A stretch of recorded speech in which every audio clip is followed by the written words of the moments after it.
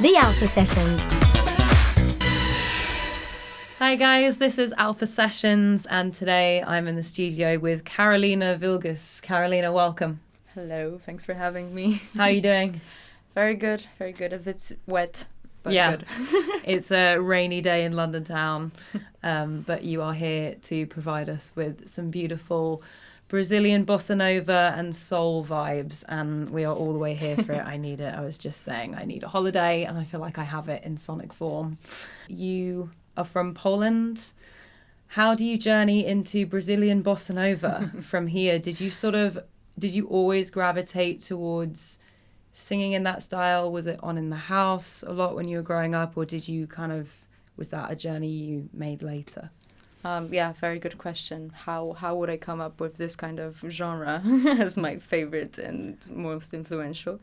Well, at my home, I guess my parents always listened to these like sets of CDs for beach lounge music, and a lot of it had like Latin bossa nova vibes, I guess.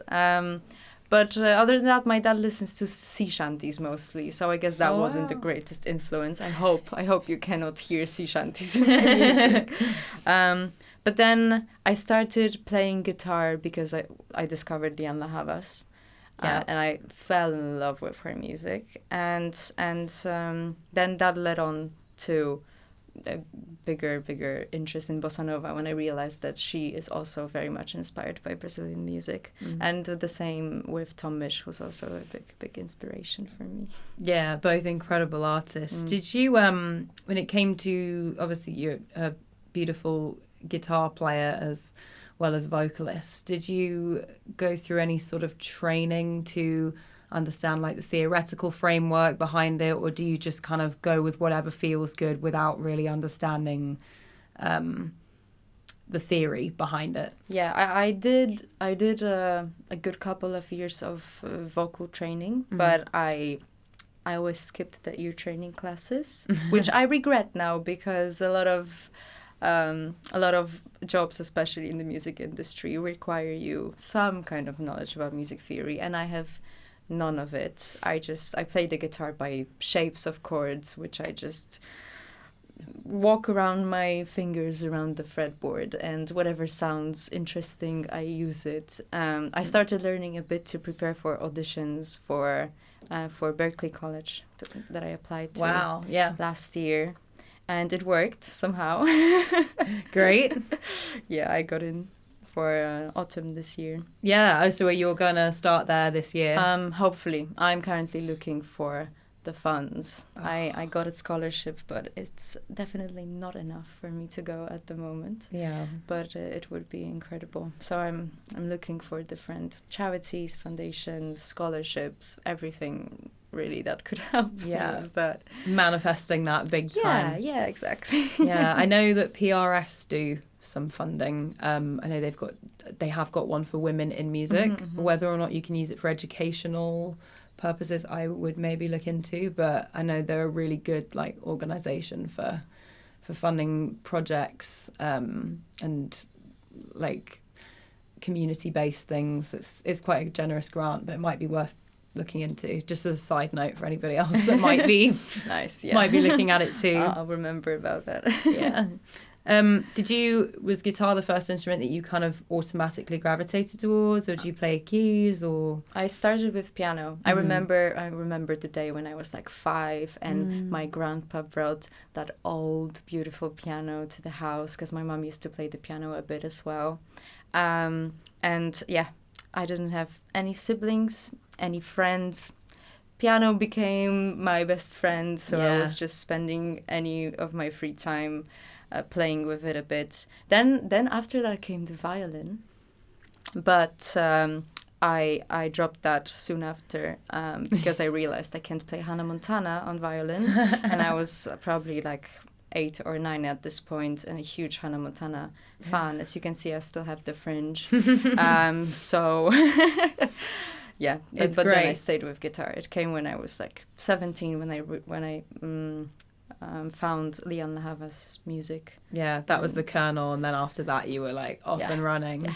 Yeah, piano's, I also started off on piano. I don't really play too much of it now. It's like a little bit, but we had one in the back room, very similar. I lived in a pub. My parents had a pub, so I had lots of time on my own to explore like creatively. And it's because it's so logical. It's there laid out in front of you. You can really see like if you play like a chord, what you need to move one up or one down for it to sound like you want it to sound. On guitar, you've got to figure out like the positioning, like every string is tuned to a different note, like it's a different ball game. But I think it's so rhythmically versatile what you can do with it. Once you're comfortable with it, you're off and running. And you can take it everywhere with you. Yeah. It's like, the piano can be a friend, but you can't take the piano anywhere. Tricky to put it on your back and take it to the park. Exactly, for sure. Exactly. Yeah.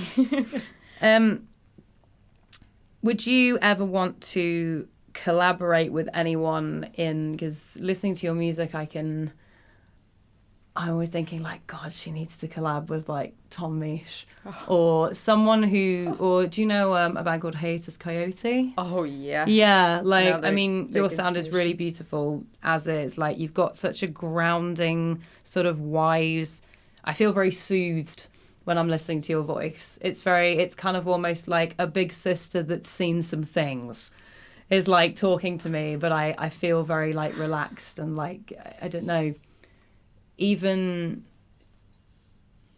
just through the sound of your voice, even outside of the lyrical content, there's something very direct, I feel like, that comes from you into what we hear. Oh, I'm so happy to hear that. Thank you. But so These are some big words. It's a thing of beauty as it is, but I was hearing it and being like, oh, it'd be so cool to hear what this would be like in kind of an electronically fleshed out kind of soundscape. I mean, my EP that's coming up soon, hopefully very soon, it has a big electronic part to it. Which makes it a bit more difficult to translate into a live setting. Yeah. So there's always going to be versions of just me and my guitar. Yeah. But I co-produced the EP with my producer, Uni, who's from Portugal. Mm-hmm. And he's very much more into the electronic sound. And I think we worked together very well. And so we created something quite interesting. So is it the same person? Because you made an EP called Burra. So this is the same producer. Yeah. Brilliant. The guy that we got stuck with on a Croatian island. Yeah, what a story. So you created this it's 2 songs in 5 days, hunkered down in Croatia because there was a storm raging. So did you guys meet each other in Croatia? Or? No, we met in London, but then we decided to do this artist retreat in Croatia. I got there first. There was no storm. It was beautiful, sunny days. And then on the day he was traveling, we didn't even know if he's going to get on the island because the bridge was closed already. It was a bit stressful. And I was there already stuck alone, thinking, wow, I will spend a week or longer, who knows how long, on my own. All the plans will just not happen. But then we got him safely on the island, but that also meant that we're not leaving. Yeah. So you're like, might as well make something good out of the situation. I mean, we were gonna do that anyway, but we just had 0 distractions at that point. Yeah. Which was good. I can't wait to see what you guys come up with on the next record. Yeah, this time we worked for longer than 5 days, so it might be a bit better even. You have more time to flesh it out, for sure. Well, with that in mind, we're going to take a listen to your first track, which is called Absolute. This is Absolute by Karolina Wilgus.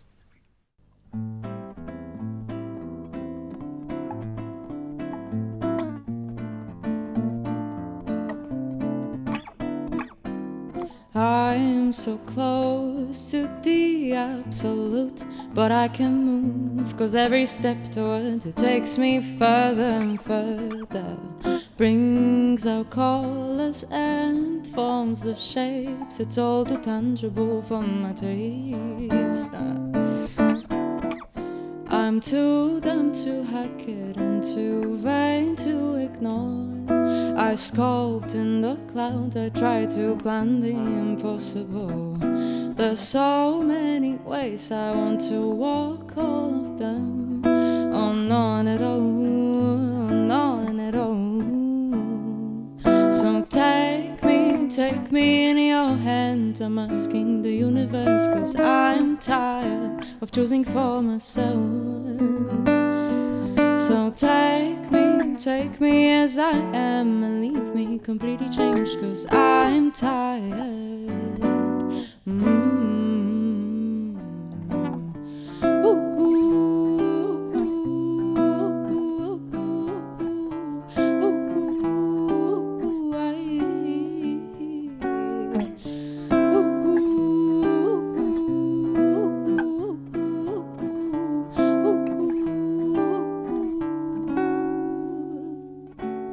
I'm so close to the absolute, but when I finally move to find my absolute, I find others that I want much more. Brighter colors and different shapes, it's all too tangible anyway. I'm too dumb to hack it and too vain to let go. I sculpt in the clouds, I try to plan the impossible. There's too many ways I want to walk, all of them on it all, on it all. So take me in your hands, I'm asking the universe, 'cause I'm tired of choosing for myself. So take me as I am and leave me completely changed, 'cause I'm tired.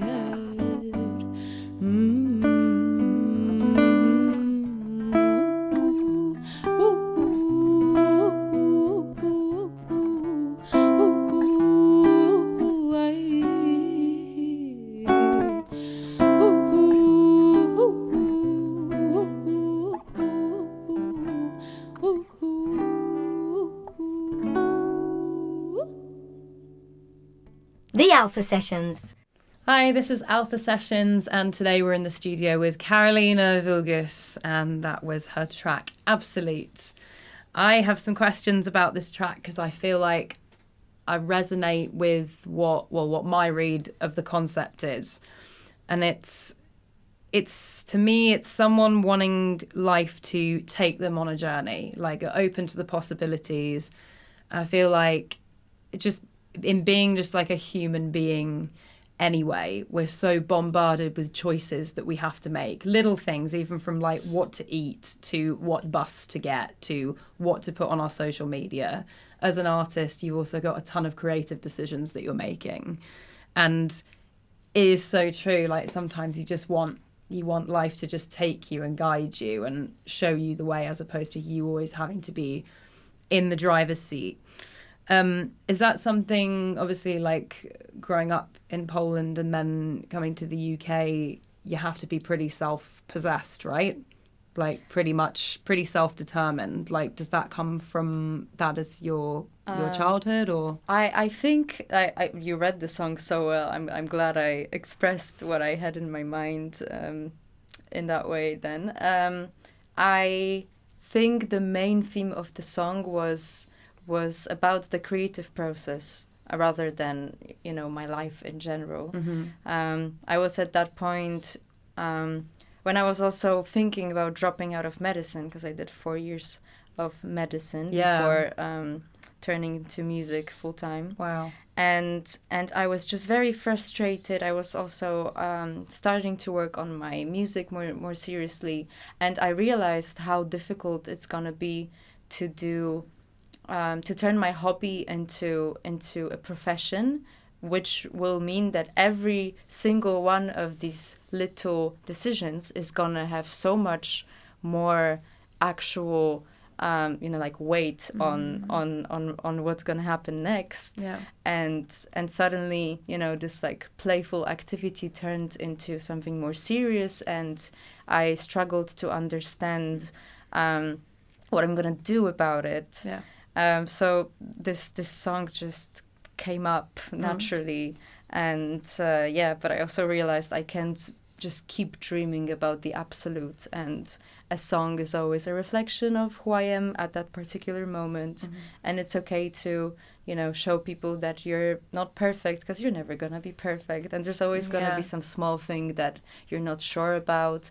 But for some people, that might be the most beautiful part of the project, that the one that shows yourself as a human. Definitely. Definitely. So I feel like you're it. kind of, as an artist, you're sort of expected to arrive so fully formed now. Like, because even if you look at how labels are not signing talent to nurture it, it's like you have to show up with like 30,000 followers before anyone will even take a look at you, and everything has to be, you know, crystallized straight away. And in some ways that can be massively empowering, I think, because you've got so much of the control in your hands, and you're not open to kind of the external influences of people that might not have the artistic process in mind specifically.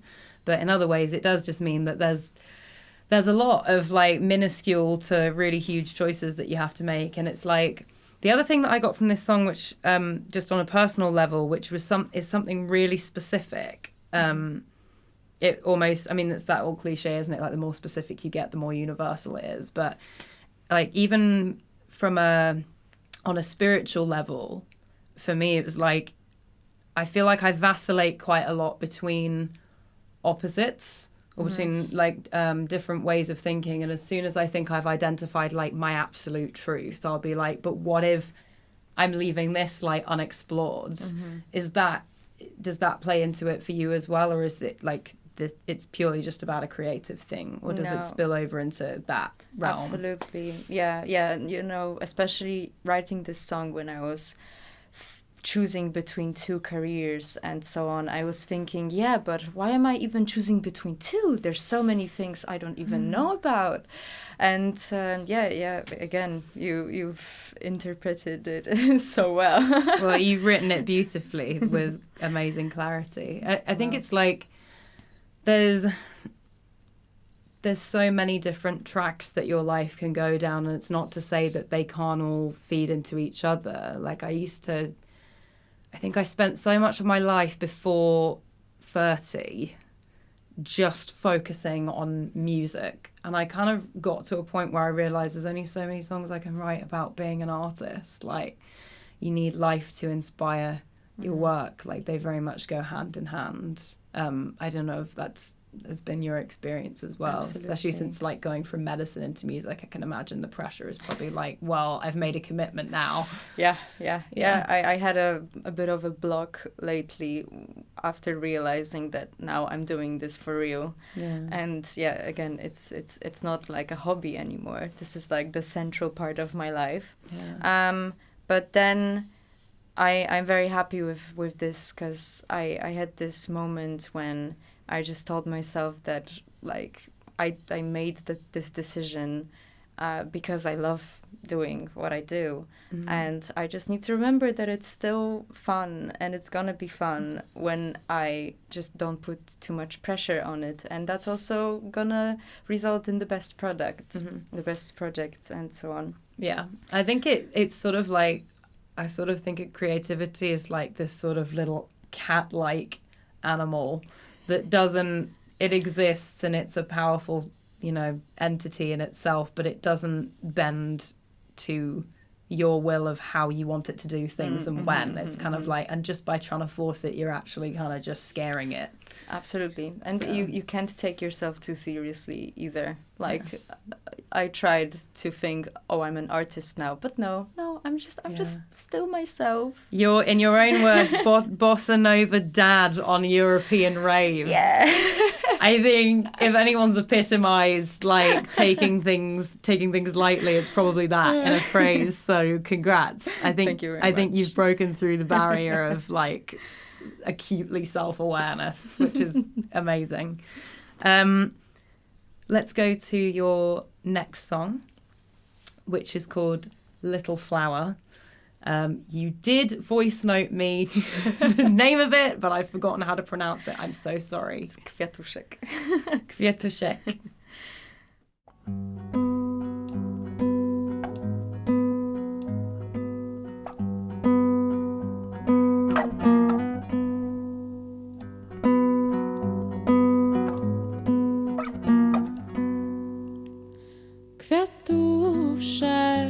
lubią, bo milczę.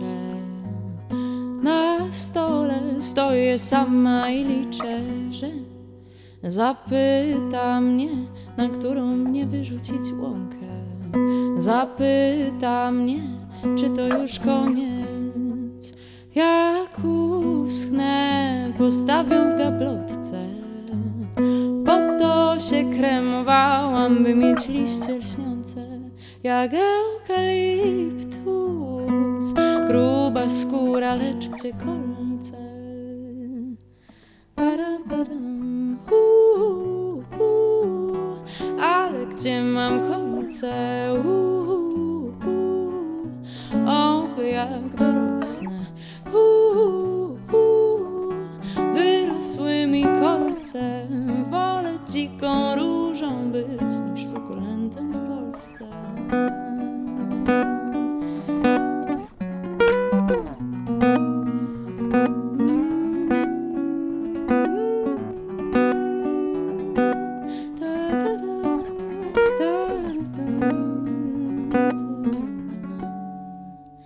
Kwiatuszek mnie lubią, gdy milczę. Po to mnie przycinali, by nie martwić się o liście porozrzucane w ich ogrodzie. Teraz zobaczą, to nie problem. Taradaram, gdy pokażę kolce. Oby jak dorosnę, wyrosły mi kolce. Wolę dziką różą być. Wolę dziką różą. Wolę dziką różą być. Wolę dziką różą.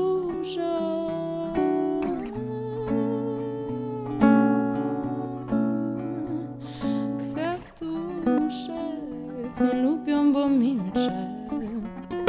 Po to mnie przycinali, by nie martwić się o liście. Zapyta mnie, na którą mnie wyrzucić łąkę. Zapyta mnie, czy to już koniec. The Alpha Sessions. Beautiful song. Take me through the journey of the story. Oh, of course, this time you can't just interpret it for yourself. No, I have memorized every lyric, I promise. Well, it's called Kwiatuszek, Little Flower, because it's for women in my life and women in general. I guess I wrote it when the political situation in Poland was quite bad. We had. Now it's a bit better, but the last government was not aligned with what I think. Yeah.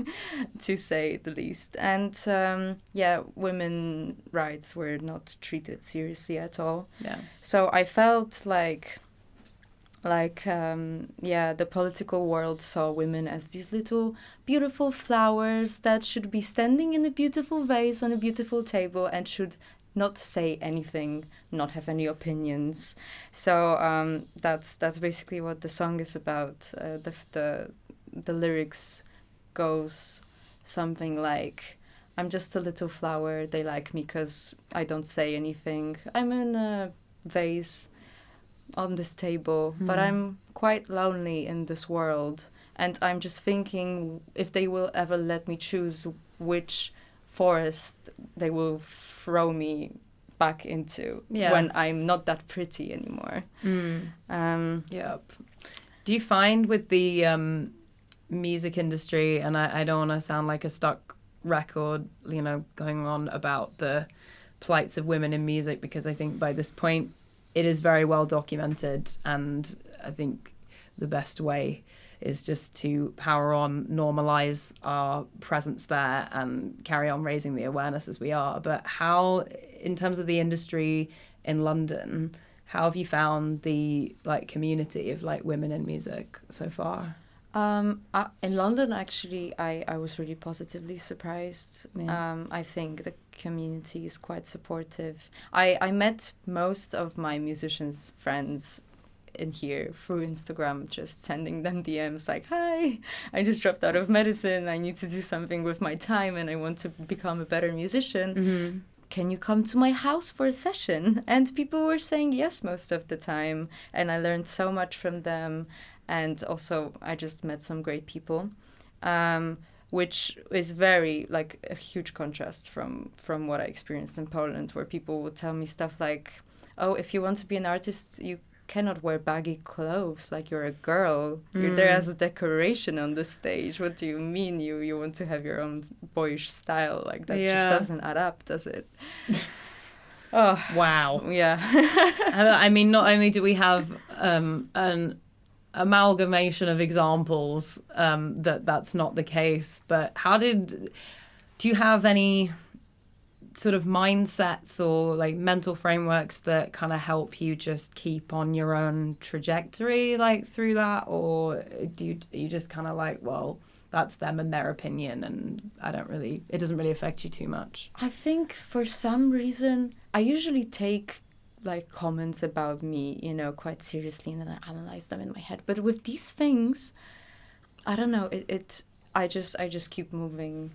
Especially that I think whenever I go back to Poland and my entire town, it's quite a big city, but people know each other too well because there's nothing going on. So everyone knows everything about each other. Yeah. And I go back home for a week or two, and my dentist will talk to me about what a pity it is that I dropped medicine because it's such a great career, and what am I going to do now, be a musician? Oh, wow. That's not a real job.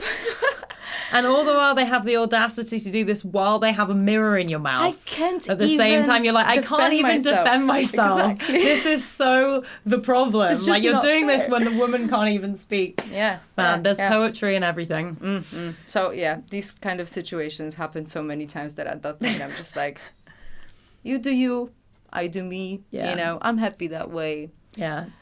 If you were a bit happier, maybe you would think about your life, not mine. Yeah, I think sometimes those kind of opinions say more about the person who has them rather than the person they're projecting on. You produced, you co-produced your record that you're working on at the moment. Do you find that you have a lot of company, you're in the company of a lot of other female producers, or are you hoping to reach out to more in the future, or? Because I did most of it on my own, and then I have there's specific parts of production that I'm like really bad at for now, hopefully. Still learning. Yes. I was really, really lucky to have Uni on board with the project as well. So actually, I know that Ron Laver produced her last album, and it was also a big inspiration, because there's also not that many female producers, that's true, and when I was back in my country, like, I wouldn't even dare to think that I can produce my own records. Like, I'm to do the singing. Playing instruments is like pushing it, and then producing something. Whoa! Yeah, I mean, you've opened your mouth. That's already enough. Wow. Like, without you like doing all the. No, it's bizarre to me that can go on. But it sounds like you've had a pretty good experience, by and large, from playing your stuff in London and UK. I think London really made me feel so free to do anything. Maybe because it's such a big city, I feel like no one cares what I'm up to, so I can just do whatever. Not like back in Katowice, which is where I'm from, where the dentist knows what to think about my life. And has got a lot of opinions. Yeah. Here I can, I don't know, scream my opinions on the tube. People won't even look at me. And that's fantastic. I mean, you can make your TikTok videos all over the tube. You just need to get someone that's like a thing, right? That people do. Yeah. Do you find like the anonymity that you have in London has kind of, that gives you freedom artistically to kind of pivot whichever way like if you wanted to do something drastically different, you'd feel free enough to do that. For sure. When I listen to the music that's being made in Warsaw, for example, there's a big music community there. I feel like they're all kind of influenced by each other, and you can hear that the sounds take big inspirations from one another. But in London, there's just so much going on that I think, you can really do whatever you want. And that also makes the decisions that we were talking about much, much easier, because you're not basing it on, okay, this artist did that, so I think that's the way to do it. There's so many people doing everything here. Then you're just thinking, okay, this artist did that, but another artist did it completely different. So I will do it my own way. Yeah. And then you go to Absolute and you're like, I'm vacillating between the two points. With that in mind, we're going to go on to your third track, which is called Lights On.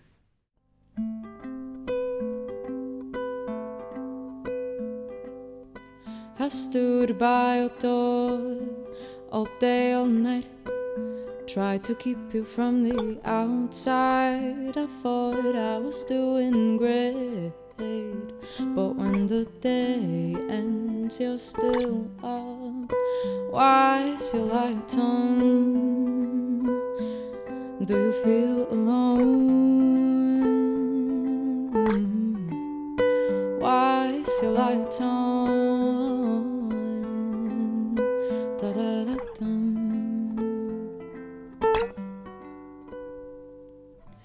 I stood by your bed till you pushed me away. You don't need protection from me. You say it's all in your head. You gotta wait till it's gone. That's why your light's on. Do you feel alone? It's been way too long. What are you waiting for? Lights are flickering.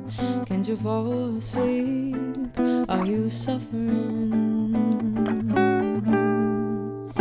I tried so hard to close your eyes. Maybe I don't understand, but I'm also lonely here. Turn down the lights, I can't keep quiet. What am I doing here?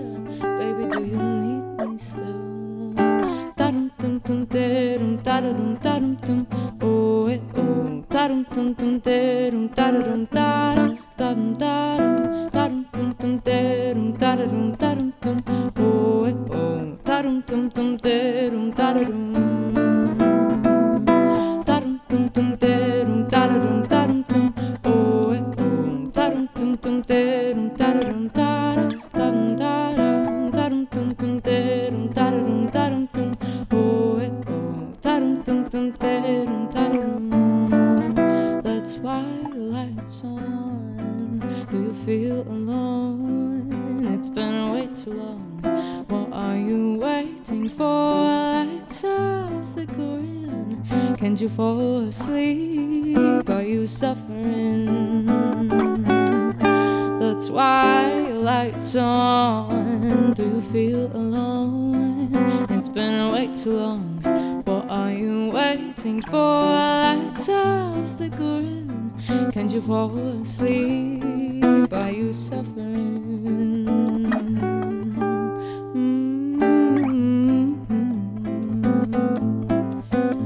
Da-da-da-da-dum. Da-da-da-da-dum. Ba-da-da-da-dum-dum. Da-da-da-da-dum. Ba-ba-ba-ba-da-ba-dum.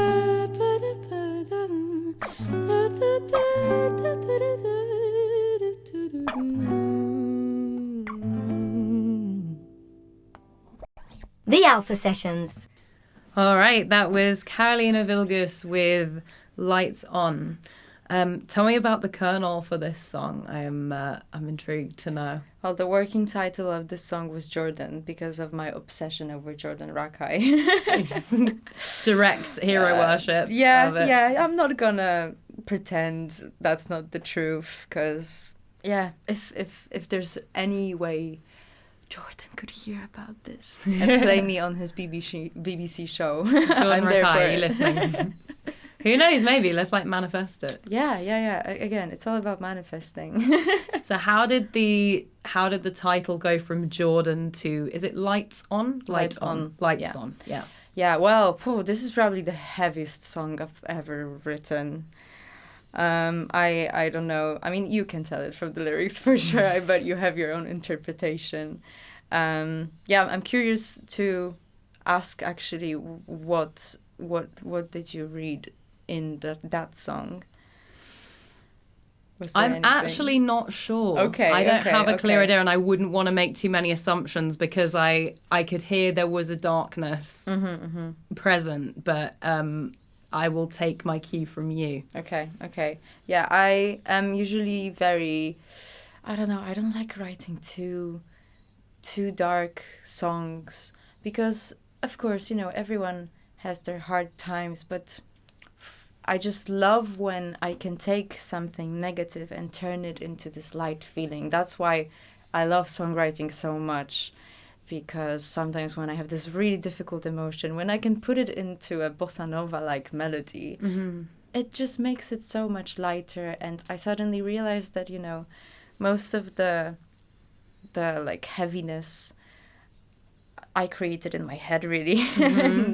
and then it's just like this realization that, okay, actually, I had a bad day. Tomorrow will be better. It's fine. But this song took a bit of a different turn, although there's parts of playfulness in terms of the music, for sure. Yeah. So I'm still glad it's not all dark, No, black. I think putting the lightness into it musically is a brilliant.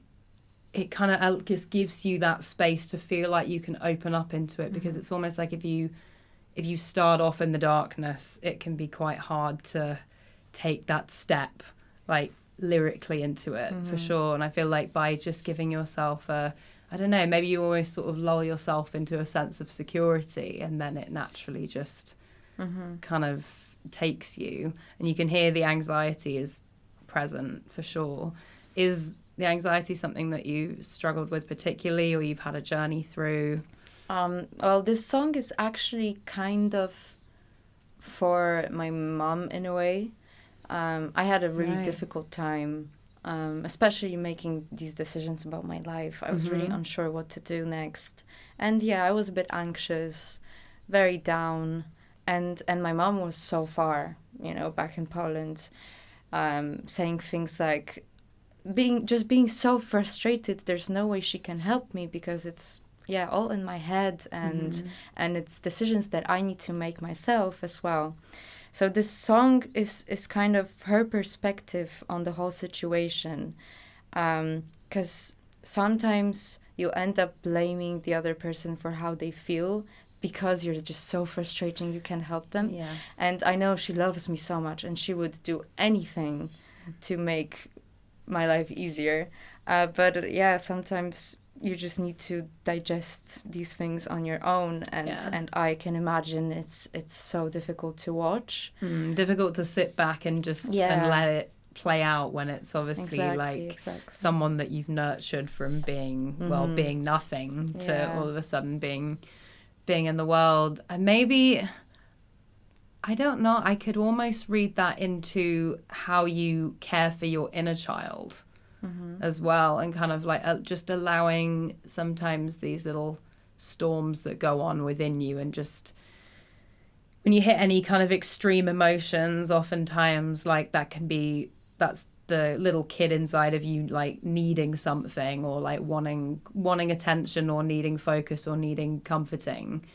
And sometimes you just have to be like, well, it's really difficult for me to just feel, I can feel this playing out, but I just have to let it do its thing. And then maybe I can offer a solution. Because I feel like sometimes if this is all kicking off inside and you're just hitting it with solutions, it's like, it's obviously great to also to not wallow too much, but sometimes you also just need like the kid inside you to just have their moment as well. Sometimes we just need the time, and that's all. Yeah.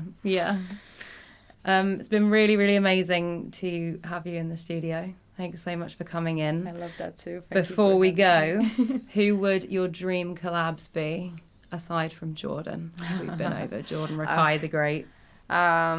Well, in London, I mean, you know, I would say Lianna Havas and Tomish, that's easy. But let's be a tiny little bit, not too much realistic still, but Olivia Dean also. Very cool. Joy Crooks as well. Yeah, I can hear that. So let me finish with that. All right, we'll manifest it. And also, where can we catch you playing any shows in London or UK coming up? Mostly in London. I'll be playing in different showcases, like at Ronnie Scott's and so on. But a particular date for now, I have a So Far Sounds on the 6th of May, somewhere in Camden. Amazing. But it's a secret location. Yeah, I love that with So Far Sounds. Like, it's really intimate. For people that don't know what So Far Sounds is, it's they have different venues all the way across London. It can the UK. It can be like someone's living room, or it can be a warehouse space, or it can be a garden on a boat. There was one on a ski lift. I'm pretty sure, not a ski lift, a cable car. And they're really magical. It's very intimate. Everyone is sat right in front of you, usually on the floor, and it's very attentive. You can hear a pin drop, and it's really gorgeous. And I imagine your music going down so well in that environment. Yeah, it's a lovely setting to play. The people are actually there to listen, and they don't even know who they're gonna listen to. So it's just such a privilege to be part of it. Yeah, you can discover your new fave, which I'm sure you will be for a lot of people. And so this new record you're finishing off at the moment. Do you have an idea of release time, or are you still keeping it cooking? Still, you know, finishing up the smallest bits. Absolute is still not there. Has not been reached, I guess. But let's say in around a month, the first single promoting the EP should be with you. Amazing. Well, I'm sure we will all look forward to hearing it very much. And thank you so much for coming in. It's been lovely. Thank you so much for having me. The Alpha Sessions.